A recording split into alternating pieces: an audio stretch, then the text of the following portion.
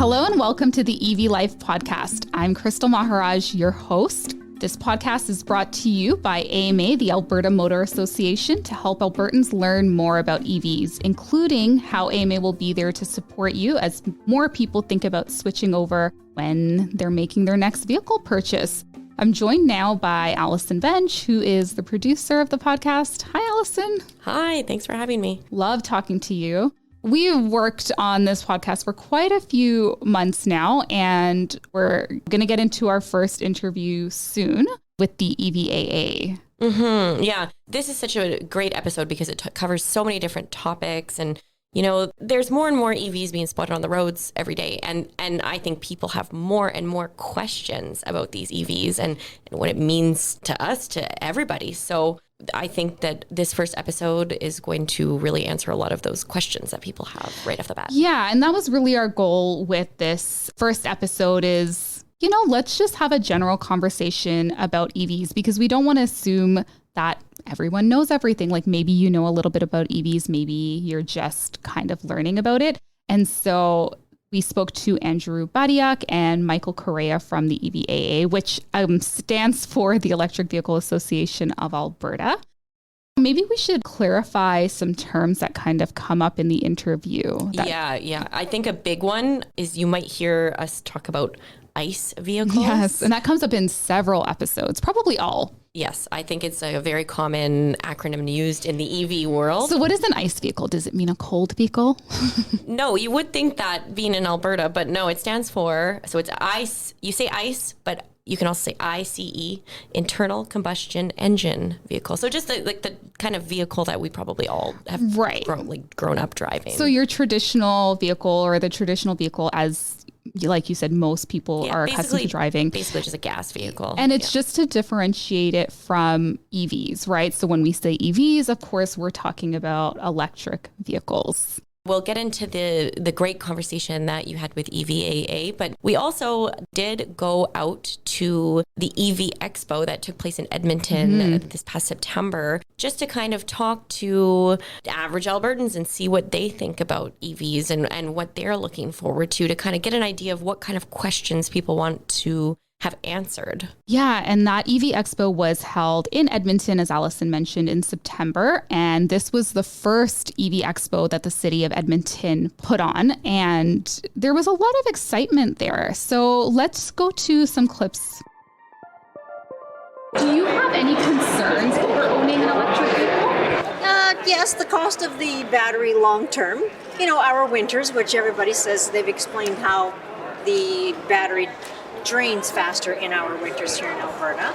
And then just the cost of how they mine the batteries. The lithium doesn't just appear out of the ground, right?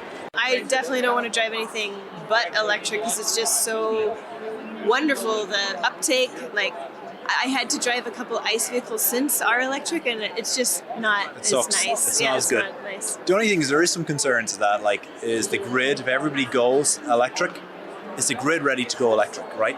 Was that the first time you drove an electric vehicle? Yeah, that was the first time, and the biggest thing, like anyone who is a first-time driver of EV should, focus on the torque. So I'm not that, high-speeding guy. Probably young folks like to step up on the pedal, but it certainly has a thrill.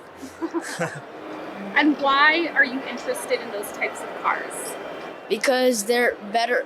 They're better than gas because they reduce pollution, and they're faster, and they're more cleaner. For me, it's been fantastic. It's just like driving a regular car, but I don't have to line up for gas. So those were just some clips of interviews from people we met while we were at the Edmonton EV Expo. And there were so many great organizations that were at this expo, including the EVAA. And they're going to be our first guest on the podcast today. So I'd love to introduce to you Andrew Batiuk and Michael Correa. Just a little background on the EVAA before we get into the interview. The EVAA was founded in 2014, and it actually started up as a Facebook group just meant to unite Albertans who were interested in EVs and maybe owned EVs. And it's since transformed into a full nonprofit organization, and they aim to promote the adoption of electric vehicles and the charging infrastructure across the province. So without further ado, enjoy my conversation with Andrew and Michael. Well, thank you both for joining me here on our first episode of the podcast. We're just looking forward to hearing your knowledge about EVs and sharing that with our audience. So I'll get right into the first question. So very basic, Andrew, maybe you can start off for us. What is an EV and how is it different from a traditional vehicle? On the outside, it's generally a car, right? The fundamental aspects of driving an electric vehicle aren't too different than driving an internal combustion engine vehicle. Big difference, obviously, is how the vehicle gets power and moves. EVs today are running on 50 kilowatt hour packs or larger typically. These are batteries that are similar to what's in laptops from a very basic level. You power them up overnight, and they typically allow you to drive 350 plus kilometers on a full charge. They have very few moving parts as far as propelling the vehicle forward. And with that, it comes the benefit of much less pieces that can go wrong and much less maintenance requirements. The brakes of the EV use what's called regenerative braking when you slow down. So instead of just letting waste energy go out as heat, it puts that energy, some of that, back into the battery pack, allowing you to go a little bit further. And again, that helps with reduced maintenance because you won't need to do brake replacements very often. So yeah, EVs, a lot of people think they are some crazy different type of vehicle when really, when you get past the difference of not going to the gas station to fill up and instead, if you have the ability to power your house, plugging in overnight and having it full in the morning, then you drive it like a regular car and you don't think about it. And you also don't have to think about every week, am I low on gas? When do I go to the gas station? Oh, I'm busy right now. I don't want to go, but I have to rush out in the morning. So is it going to last me till tomorrow evening? These little challenges that people have with gas cars that with EVs, because they're full every day, simply aren't there. That sounds enticing. Mike, is there anything that you'd like to add? I think the only thing to add is to reiterate that people don't realize the day-to-day inconveniences of a gas vehicle. We're raised on it, so it's completely normal to us and it's second nature. So we don't realize how inconvenienced we are day to day or week to week having to fill up a vehicle versus having an EV. It's an unknown. It's a new thing. It's something to get used to. But once you get used to it, you look back and you realize how oddly inconvenient ICE vehicles are and how unaware you were. So safe to say neither one of you are going back to an ICE vehicle. That is a correct statement from my standpoint. Absolutely. I know I was talking to Mike about his trip that he just came back from. And, one of the issues that people have with EVs is the idea of range anxiety, which in the city is essentially irrelevant because you're full every day. But on trips, it becomes a thing you have to think a little bit about, but just a little bit. Mike was stopping just to stretch his legs and have a bio break or grab a bite to eat as often as the car needed to charge. So Mike, is it fair to say that you weren't inconvenienced on your trip by charging? No, we were stopping more often. So we would typically charge up. We'd overcharge because we went to grab a coffee, go to the washroom. And then the vehicle tells you where to stop and charge and for how long. So we would plan out the chargers and say, in 3 hours, you stop at this charger, you arrive at this percent and you charge up, and 25 minutes, you'll be ready to go. And it actually tells you while you're charging, your vehicle's ready to go, and it sends you a notification on your phone. You're ready to go to continue your trip. We would always stop, we weren't going to drive for 3 hours straight. So we'd find a charger about an hour and a half to 2 hours away and add that to our navigation, and it would prep for that charger, and it would recalculate the trip. And then we'd stop there, and then it would tell us another 3 hours, and we just find an hour and a half away. So there was no point where we were waiting for the vehicle to charge. It was stop, get out, stretch our legs, go for a walk, grab a coffee, go to the bathroom, check our emails at Wi-Fi hotspots, and then within 15 minutes, the vehicle's ready to go, and we're not really ready to go. So it wasn't a thing, charging at all. So it doesn't sound like either of you really have that range anxiety, and that might just come with having owned EVs for many years and learning how you have to treat it so that you never run out. But it's something that's come up, I think, with a lot of people who are considering buying an EV. And so do you think that range anxiety is misplaced? It is, as Mike touched on earlier, it's just a different way of thinking, and people aren't used to it. And so foreign things are a little bit scary to people, and that's understandable. But once you become comfortable that every day you're starting with a full charge and comfortable that the car knows where the chargers are and there's the chargers to go to your destination, you just go. I do trips now where I arrive with 2%. And I'm comfortable with that because of the experience I have with my car and the fact that I know speed can absolutely get you a bunch of range back if you slow down, if you're really in a pinch. Not that you have to. And not that when I arrive with 2%, it's not because there weren't chargers to arrive with more. It's just because I don't need to. I'll charge less or I'll skip a charger because I'm very comfortable that I'm going to make my destination. When I first got the car, no, I wasn't like that. It was definitely a little bit more of a concern. And so we understand that when people get cars, they're going to get EVs. They're going to be concerned about this. They're going to overcharge. They're going to stop at more charges than they need to. And that's completely fine. But as people get comfortable with it, they'll find that they can start taking some of these shortcuts and it just becomes a kind of a joy to do road trips with these vehicles. So you mentioned that charging isn't really an issue in the city. You know that there are a lot of chargers. What is the state of charging options in rural Alberta? Yeah, so we're in early days. This is very early days. I would imagine, I wasn't around during the Model T era, but I would imagine that the first automobiles started in larger centers and moved out to rural areas later on. So we're kind of in those early days still. And the difference is, I think the infrastructure is being built out faster than probably it was back then. So right now, especially north of Calgary, we're kind of what they call a charging desert, and it's being filled in quite quickly. We, for example, we went up to Fort McMurray to visit my sister-in-law, and we had to borrow my brother-in-law's pickup truck, another brother-in-law's pickup truck, because we couldn't get our pickup truck up to Fort McMurray at this time with the current charging infrastructure. And my brother-in-law was quite happy to take our F-150 Lightning for the weekend while we borrowed his truck. And it reminded me why I didn't like driving a gas vehicle, but there are gas stations going up to Fort McMurray. So he was hesitant to give me back my truck, and I was very willing to give him back his truck, especially after filling it back up with gas. But I see that as a short-term pain. Within the next 3 to 5 years, chargers are going to be quite proliferate. So I think personally, the technology is there. We don't need longer range vehicles. My bladder cannot allow me to buy a 600, 700 kilometer range vehicle. So it'd just be wasted battery. So to me, it's just the charging infrastructure. That's what we need. And the anxiety goes away and road tripping an EV becomes as easy as road tripping a gas vehicle. And you can certainly plan your trip even if you're driving through areas, I guess, that are charging deserts. You can sort of prepare for that. Is that something, I guess it would depend on the vehicle that you have and what the range is, correct? Yeah, some vehicles are easier than others.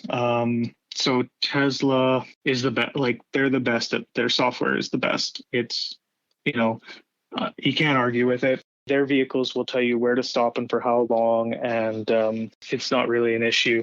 For charging deserts and for other manufacturers who don't have quite as good of a navigation on board, there's a website that a lot of EV users use called A Better Route Planner, and it's just abetterrouteplanner.com. And you can put in what type of vehicle you have or what type of vehicle you're looking at buying. You can put in the conditions. So you can say, I want to see if I can make it to, we typically go to my in-laws, 3 hours away. If it's minus 40 and snowing, where am I going to charge and what is it going to look like? And you can put in all the parameters and you can get quite nerdy about it, headwinds and everything. And it'll tell you what your range is, where to stop and charge, how long you have to stop and charge based on your vehicle's charging curve and everything. Another great tool online is PlugShare. It's not so much for planning your trip as much as showing you where the chargers are. And when you go look at Alberta, Edmonton area has lots, south of Edmonton has lots. And then when we're talking about Edmonton and north, you can go east and west without too much of an issue with most EVs, pretty much every currently manufactured EV.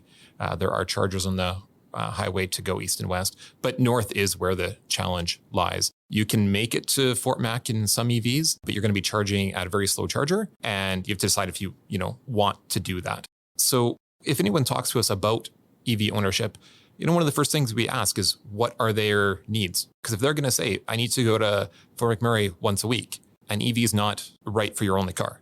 If you can have multiple cars, then you can reconsider it. If you can really borrow cars that frequently, like Mike did the once, that's also an option. If you're going to go to Fort McMurray once a year, and if you're not in a rush when you go, then you could consider an EV and the slow charge to get up there. Currently, faster charges will inevitably come. Or, as Mike has done, you can borrow someone else's vehicle for that trip or rent a car. From my experience of owning an electric car, I wouldn't trade that just to save a car rental fee once in a while. I've never needed to rent a car. When I first got my electric car, my wife had a gas car, so that was the backup.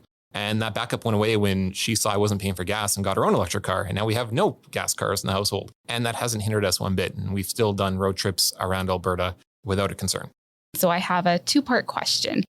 When we're looking at any product and we're looking at the environmental impact of that product, it's important to consider the entire production as part of that equation. And that's something that's come up with EVs. So first question, I guess, is, are EVs truly zero emission vehicles? And then can you speak to the overall impact on the environment from production onwards? Yeah, so are EV zero emission? Yes and no. So when they say zero emission, they're really saying at the vehicle. So they don't produce emissions at the vehicle while you're driving, while you're sitting idling. So the advantage of that is when you're sitting in a Tim Hortons drive-through idling, the person behind you isn't sucking all of that nauseous chemicals or nauseous off-gassing into their vehicle to be able to smell it and breathe it in. So if everyone in that Tim Hortons drive-through was in an EV, there wouldn't be the emissions that in the city. If you're sitting on a bus and in traffic, the bicyclist behind the truck or behind the bus isn't breathing it in. So there's a lot of advantages to keeping the emissions out of our communities. The second part of that is that the emissions are at the generation of the power. So if the power is coming from coal-fired power plant, then there's going to be more emissions than if the power is coming from hydro or solar. The thing about that, though, is even if statistic I heard a few years ago was even if the entire grid was produced off of coal, it's still cleaner than each individual vehicle burning gas at the source of the vehicle, because internal combustion engines are so inefficient. They're only about 30 to 40% efficient. The rest of that energy is going into heat and noise, vibration. All of that is releasing that excess energy. EVs are extremely efficient. They are 80 to 90% efficient in how they convert that electricity into mobility. So even if all of your power generation was coal, it's still less emissions than gas vehicles are currently. Our website, thegrid.albertaev.ca, which will go look at the live electricity production in the province and show you what it is. A lot of people think Alberta is a coal-powered province, and we are not anymore. And it's only moving in that direction further with taking our last coal power plants and converting them over the next, I think, 2 years or 1 year. And our tool also will let you compare this electric car that I'm interested in and this gas car that I have, whether that's a very efficient gas car or whether that's a comparable gas car because you're going to spend a lot of money and get a fancy electric car. It'll compare the annual costs for fuel, but as well as the emissions. When we talk about the purchasing an EV, another question that sort of comes up from a lot of people is the cost comparison. So buying an EV versus buying an ICE vehicle. Is the price comparable, or are you, just because we are still, can we say that we're still in the infancy stages of EVs and so the cost will be a little bit higher right now, but maybe that'll go down eventually? Can you speak to that? Absolutely. There's a premium today to pay for an EV. That premium has decreased over time. The supply chain challenges that our recent world has found itself in has undone some of those decreases, but that's a temporary thing. When you take a Chevy Bolt, one of the more economical EV options out there, and compare it to another, I can't remember I think it might have been a Nissan Versa, but another economical car, the Bolt was about $10,000 more to buy, give or take. I don't remember the exact number. But over an 8-year ownership period, it ends up being thousands less to own because you're not paying for gasoline. And that wasn't even factoring in the maintenance savings. So when you look at ownership period, an EV is cheaper. But understanding that some people don't have the finances to make that $10,000-ish jump, there is, that extra money up front.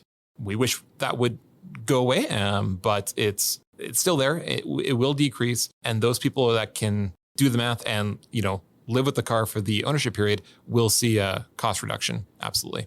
Yeah, I think the other aspect is when people are looking at purchasing an EV, one thing they have to take into consideration is that typically, unfortunately, still today, I think as we get more vehicles on the market, more trim levels the trim levels will start coming down. But right now, EVs are always the highest trim level. So they all come with heated seats, heated steering wheel, adaptive cruise control, all the bells and whistles. It's very difficult to find an EV that's basic.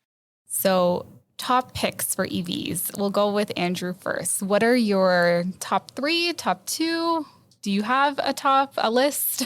I've been very impressed and I've heard very good things from local owners of the Hyundai Ioniq 5 and their sister vehicle from Kia, the EV6, I believe it is, just as far as a balance of cost and range and features you're getting and the styling of the vehicle. So that's kind of Hyundai, that company has just been doing really good things all of a sudden with EVs, which is fantastic. Tesla, their Model 3, their Model Ys are obviously kind of seen as the gold standard. And from a charging perspective, they give you the, greatest options out there.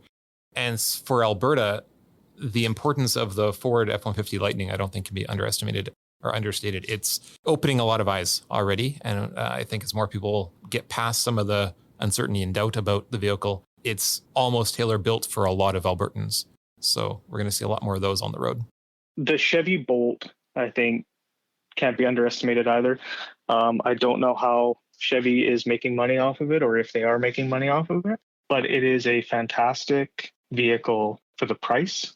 What you're getting for the price cannot be understated. You get long range. The charging is low, so it's not a road tripper, but it is probably one of the best commuter vehicles you can get. So that one I definitely add to the list. I would say off Andrew's list, I have 2 of the 3. So I love the Lightning. I think it's a fantastic product. I think the utility is incredible.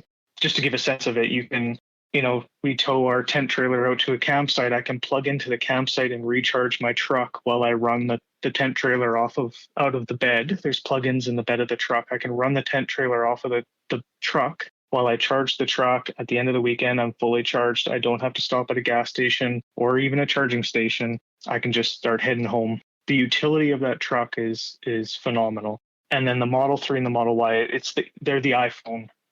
You can't talk about your list of your favorite phones without talking about the iPhone. There's the iPhone and then there's every other phone out there, right? All the other manufacturers. So people might not I don't have an iPhone. I'm not into iPhones, but you can't understate the importance of the iPhone in the phone space. Just like you can't understate the importance of the Model 3 and the Model Y in the EV space. They are the standard. They're leading in so many ways.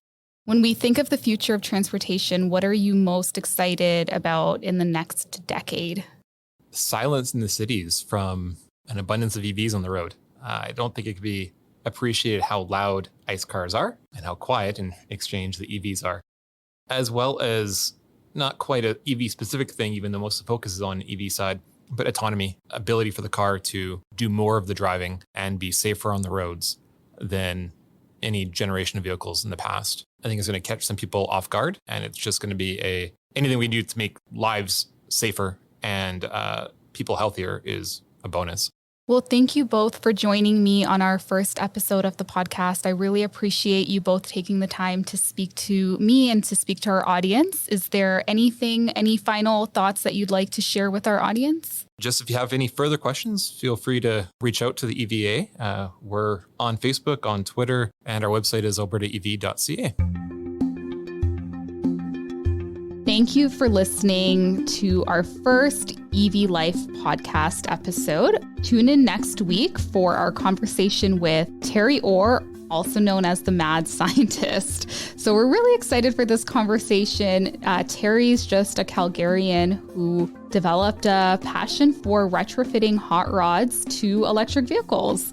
And it's going to be a fun conversation. We're so excited for you to hear it. Again, you can stream this podcast anywhere you get your podcast. It'll be out weekly and connect with us if you have any questions, any topics you'd like to hear us cover. You can reach out to us at community@ama.ab.ca, and we're looking forward to hearing from you.